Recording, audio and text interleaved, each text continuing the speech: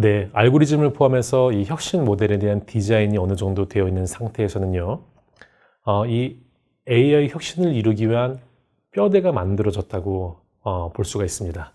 하지만 이렇게 만들어진 이 AI 혁신의 뼈대를 기반으로 이 실질적인 기능을 발휘하기 위해서는요, 중요한 절차가 남아 있습니다.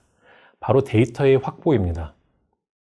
인공지능은 데이터 학습에 기반하기 때문에 어떤 데이터를 쓰느냐에 따라서 제품의 성능에 차이가 생깁니다. 흔히 나타나는 실수가 정교한 예측 알고리즘을 개발을 해놓고 여기에 필요한 데이터를 가지고 있지 않는 것입니다. 데이터가 없으면 AI 제품과 서비스는 작동하기가 어렵고요. 알고리즘의 정교함이 데이터의 부재를 구제해주지 못합니다. 알고리즘이 작동하기 위해서는요, 데이터가 필요하고요. AI 혁신의 성과는 데이터 확보 능력과도 밀접한 관련이 있습니다. 데이터 확보를 위해서는 먼저 학습에 필요한 핵심 데이터가 무엇인지를 정의내려야 합니다. 모든 데이터가 AI 학습에 활용이 되는 게 아닙니다. AI 기능을 발휘하기 위해서 필요한 핵심 데이터가 무엇인지 알고 확보를 하고요.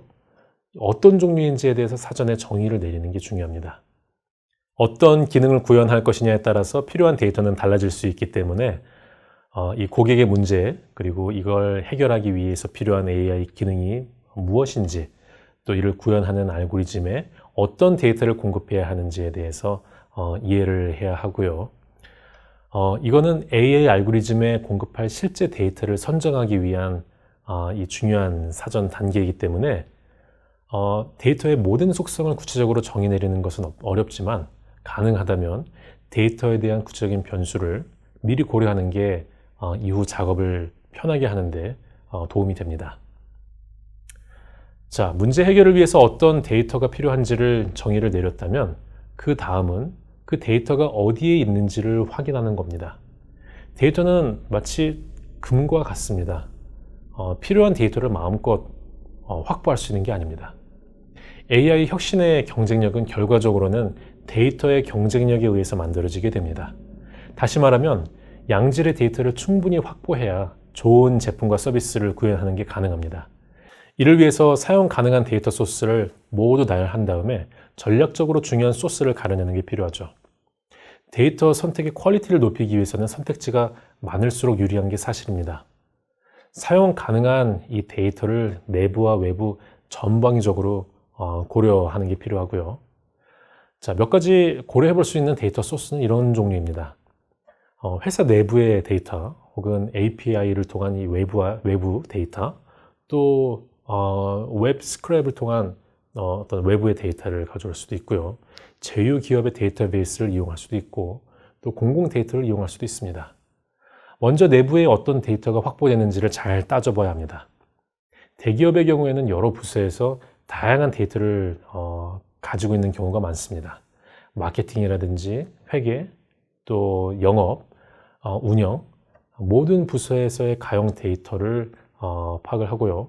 특별히 고객 서비스를 고도화하기 위해서는 이 자사 서비스를 이용하는 고객이나 아니면은 미래에 좀 공략하려고 하는 타겟 고객의 활동 데이터가 중요합니다.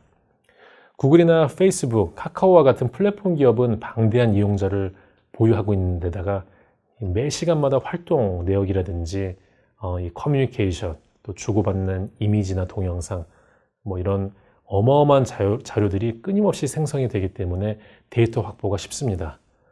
하지만 일반적인 기업은 그렇지가 않죠. 최근에는 외부 데이터를 보다 쉽게 획득할 수 있도록 도와주는 API라든지 데이터 플랫폼이 등장하고 있습니다. 이런 지원 도구를 이용하면 유용한 외부 데이터를 얻는 게 좀 더 수월할 수 있죠.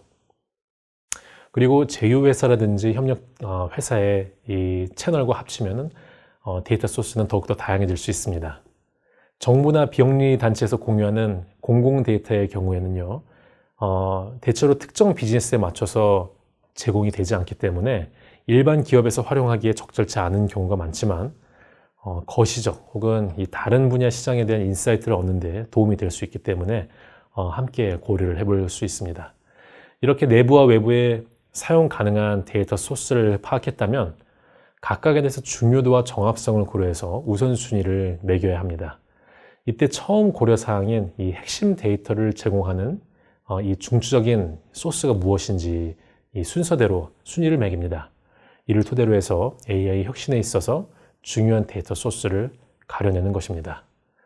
오늘은 AI 혁신에 있어서 이 데이터 정의와 확보에 대한 이야기를 함께 나눴습니다.